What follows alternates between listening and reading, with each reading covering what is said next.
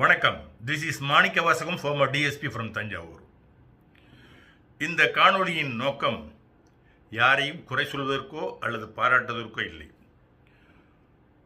சமீப காலமாக செய்தித்தாள்களிலும் ஊடகங்களிலும் அடிபட்டு வருகின்ற ஒரு வார்த்தை வெள்ளை அறிக்கை. அதுதான் கண்டென்ட். அது குறித்த விழிப்புணர்வு பொருளாதாரத்தில் நிபுணர்களுக்கு இந்த பதிவு கிடையாது. சாதாரணமான சாமானிய மக்கள், கிராம பகுதியில் வசிப்பவர்கள், ஈவன் நகர்ப்புறத்தில் வசிக்கின்ற சாமான்கள் கூட இந்த வெள்ளை அறிக்கை என்கிற வார்த்தை அதனுடைய சீரியஸ்னஸ், அதனுடைய முக்கியத்துவம் அவ்வளவாக தெரியாது. இதனால் வரை இதற்கு முன்பெல்லாம் எதிர்கட்சியில் உள்ளவர்கள் ஆளுங்கட்சியினர் செலவினம் பற்றி சொல்லுகின்ற பொழுதோ அல்லது வெளிநாடுகளில் சென்று முதலீடுகளை ஈர்த்து வந்தேன் என்று விளம்பரம் செய்கின்ற பொழுதோ எதிர்கட்சியில் உள்ளவர்கள் எங்கே வெள்ளை அறிக்கை வெளியிடுங்கள் பார்ப்போம் என்பார்கள். அது தொடர்பாக சம்பந்தப்பட்ட ஆளுங்கட்சியினர் ஒரு பிரஸ் மீட் நடத்தி ஒரு வெள்ளைத்தாளை காட்டி இதோ இருக்கிறது வெள்ளை அறிக்கை என்பார். ஒரு சர்காஸ்டிக் கமெண்ட் கொடுப்பார். ஆக இது ஏதோ ஆளுங்கட்சியும் எதிர்கட்சியும் ஒரு சடுகுடு விளையாட்டாக விளையாடுகின்ற ஒரு ஃபன்னி வேர்டு போல இருக்கு என்றுதான் சாமானிய மக்கள் எண்ணியிருந்தார்கள். அதனுடைய சீரியஸ்னஸ் தெரியவில்லை. நமது மாநிலத்தில் புதிதாக அமைந்த அரசு சமீபத்தில் வெள்ளை அறிக்கை ஒன்றை சமர்ப்பித்தார்கள். அதன் பிறகுதான் பெரும்பாலான மக்கள் அது என்ன, அது எப்படி, அந்த அறிக்கையின் முக்கியத்துவம் என்ன என்பதை ஓரளவு தெரிந்து கொண்டார்கள்.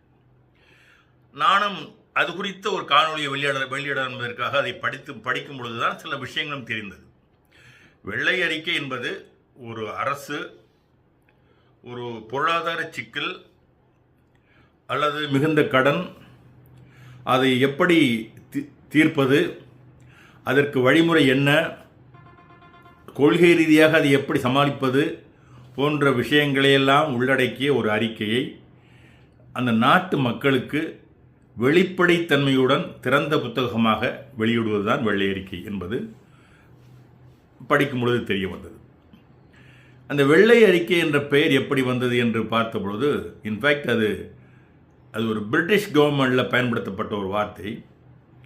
1922 வின்ஸ்டன் சர்ச்சில் பிரிட்டிஷ் கவர்மெண்டில் கொலோனியல் செக்ரட்டரியாக இருந்த பொழுது அது பயன்படுத்திய வார்த்தை. அது ஏன் அந்த வார்த்தையை அப்படி பயன்படுத்தினார்கள் என்றால், கோப்புகள் கலர் வாரியாக பிரிக்கப்பட்டிருக்கும். ப்ளூ புக் என்று ஒரு ஒரு கோப்பு இருக்கும். அதனுடைய நோக்கம் என்னவென்றால், இன்ஃபேக்ட் அதில் அந்த அரசனுடைய வருமானங்கள், செலவினங்கள், அது ஒரு ஒரு ஸ்டேட்மெண்ட் மாதிரி இருக்கும். It would be like a statement given to the people, given to the officials. This is what happened, that's all. அடுத்து கிரீன் பேப்பர்ஸ்னு ஒன்று இருக்கும். அதனுடைய நோக்கம் என்னன்னு சொன்னால், அது ஒரு டெசிஷன் எடுக்கிறதுக்கு முன்னாடி ஒரு கன்சல்டேஷன், பல்வேறு தரப்பினரும் அது குறித்து விவாதங்கள் நடத்துவதற்கும் அது குறித்து சஜஷன்ஸ் சொல்வதற்கும் உரிய வகையில் ஒரு தயாரிக்கப்படுகின்ற கோப்பு தான் அந்த கிரீன் பேப்பர்னு சொல்லுவாங்க. இந்த ஒயிட் பேப்பர் என்பது என்னவென்றால், ஒரு அரசு இன்ஃபேக்ட் ஒரு கொள்கை முடிவு எடுத்தாக வேண்டிய ஒரு சூழ்நிலை. ஒரு பொருளாதாரத்தில் சிக்கல்கள் இருக்கிறது, இவ்வளவு கடன் இருக்கிறது, வருமானம் இவ்வளவு இருக்கிறது. இந்த சூழ்நிலையில் இது எப்படி சமாளிப்பது, அரசினுடைய கொள்கை எப்படி எடுத்தால் இதை பின்னாடி இதை சரி செய்யலாம் என்று ஒரு நோக்கத்திற்காக மக்களுக்கு இதை திறந்த ஒரு டிரான்ஸ்பரண்டாக கொண்டு செல்ல வேண்டும் என்பதற்காக பயன்படுத்தப்படுகிறது தான் அந்த வெள்ளை கவர் போட்ட ஒரு கோப்பு. That's why it was called as white paper, வெள்ளை அறிக்கை. புதிய அரசு அமைந்ததும் நாட்டு மக்களுக்கு கஜானாவின் நிலை என்ன என்பதை வெளிப்படையாக தெரிவிக்க வேண்டும், ஒரு டிரான்ஸ்பரண்டாக இருக்க வேண்டும் என்ற எண்ணத்தில் வெள்ளை அறிக்கையை அவர்கள் அளித்தது வரவேற்புக்குரியது. இந்த வெள்ளை அறிக்கை மூலம் நமக்கு தெரிய வந்தது என்ன? 2021-22 ஆண்டு நமது மாநிலத்தில் 5 லட்சம் கோடி கடன் இருந்தது. தற்பொழுது 10 லட்சம் கோடியாக உயர்ந்துள்ளது. மேலும் அரசு உத்தரவாதங்கள், பொதுத்துறை நிறுவனங்களில் அரசின் பொறுப்பு, இவற்றையெல்லாம் கணக்கிட்டு பார்க்கின்ற பொழுது மொத்த கடன் தொகை சுமார் 13.18 லட்சம் கோடியாக இருப்பதாக அந்த அறிக்கை கொடுக்கிறது. இது இவ்வளவு பெரிய கடன் தொகையை யார் திருப்பி செலுத்துவது? ஒரு வீடு கடன் பட்டால் அந்த கடன் தொகையை வீட்டில் உள்ளவர்கள் தான் திருப்பி செலுத்த வேண்டும். ஒரு நாடு கடன் படுகின்ற பொழுது கடன் வாங்கியது யாராக வேண்டுமானால் இருக்கலாம். ஆனால் அந்த கடனை திருப்பி செலுத்துவது நாட்டு மக்கள் தான் செலுத்த வேண்டும். அப்படித்தான் விதிமுறைகள் கூறுகிறது. அதைத்தான் பொருளாதார நிபுணர்கள் கூறுகிறார்கள். இன்டர் ஜெனரேஷனல் டெப்ட் பர்டன், அதாவது இன்றைய பலன்களை, இந்த கடனால் கிடைக்கின்ற இன்றைய பலன்களை நாம் அனுபவிக்கிறோம். இதனால் ஏற்படுகின்ற வட்டி, திருப்பி செலுத்த வேண்டிய சுமைகள், இவையெல்லாம் யாருக்கு போய் சேரும்னா நம்முடைய குழந்தைகள், நம்முடைய பேரப்பிள்ளைகள், அவர்களுக்கு போய் சேரும் என்கிறார்கள். அதைத்தான் இன்டர் ஜெனரேஷனல் டெப்ட் பர்டன் என்று பொருளாதார நிபுணர்கள் கூறுகிறார்கள். சரி, இந்த கடனை வாங்குவதற்கு யார் அனுமதிக்கிறார்கள் என்று பார்த்தால், இந்திய அரசியலமைப்பு சட்டத்தில் ஆர்டிகிள் 293 அதில் ஒரு மாநிலம் கடன் வாங்க வேண்டுமெனில் அதனுடைய கன்சாலிடேட்டட் ஃபண்டு தகுதியாக இருக்கின்ற பட்சத்தில் மத்திய அரசு அதற்கு அனுமதி கொடுத்தால் அது கடன் பெற்று நம்ம மாநிலத்திற்காக கடன் பெறலாம். அதற்கு அந்த கேபினெட்டு அதுக்கு நடவடிக்கை எடுக்கும். அது என்ன கன்சாலிடேட்டட் ஃபண்ட்? 293 ஆர்டிகிள் 293 தெளிவாக சொல்லியிருக்கிறது.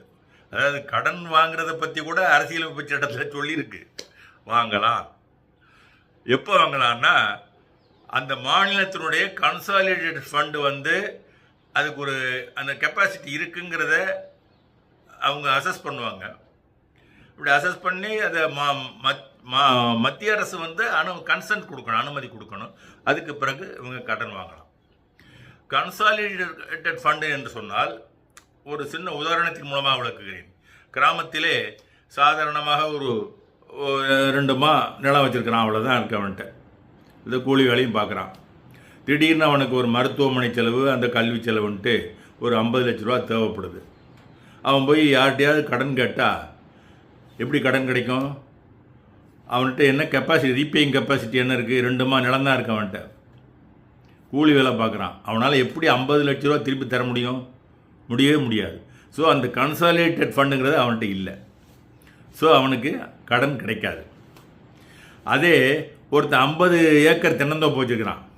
ஒரு வெட்டுக்கு 1 லட்சம் தேங்காய், 2 லட்சம் தேங்காய் விழுவுது. அவனுக்கு ரீபேயிங் கெப்பாசிட்டி இருக்குது. திடீர்னு அவனுக்கு ஒரு 4 கோடி ரூபா கடன் தேவைப்படுது ஏதோ சூழ்நிலையில். அவன் போய் எங்கே கேட்டாலும் கடன் கிடைக்கும். ஏன்னா அந்த கன்சாலிடேட்டட் ஃபண்டுன்னு சொல்கிறோம் இல்லையா, அந்த ஃபண்டு அவன்கிட்ட இருக்குது. 50 ஏக்கருக்கு மேலே தென்னந்தோப்பு இருக்குது.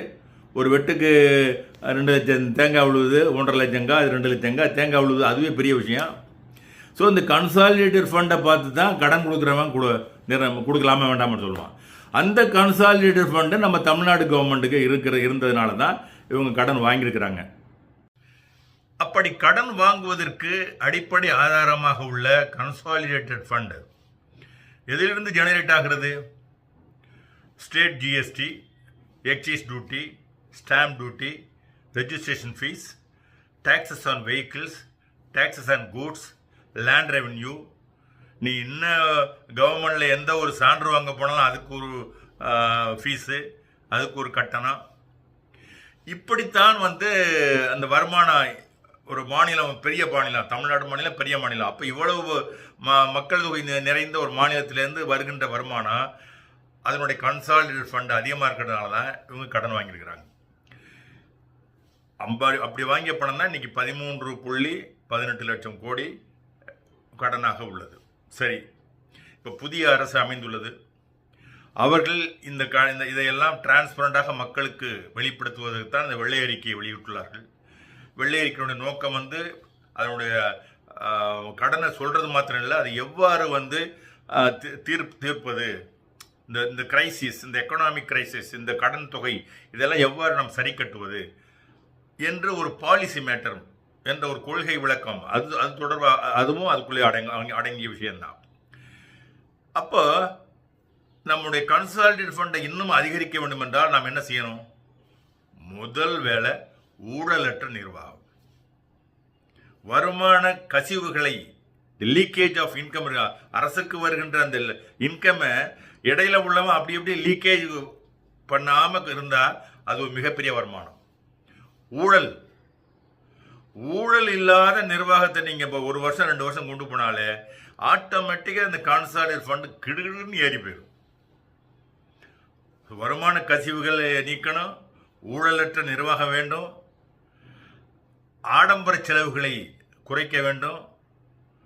இதெல்லாம் பெரும்பாலும் பார்த்தீங்கன்னா அமைச்சர்கள் மற்ற இந்த செலவுகள்லாம் பார்த்தீங்கன்னா இந்த ஆடம்பரமான செலவுகள்லாம் வந்து குறைச்சால் அது ஒரு தொகை குறையும்.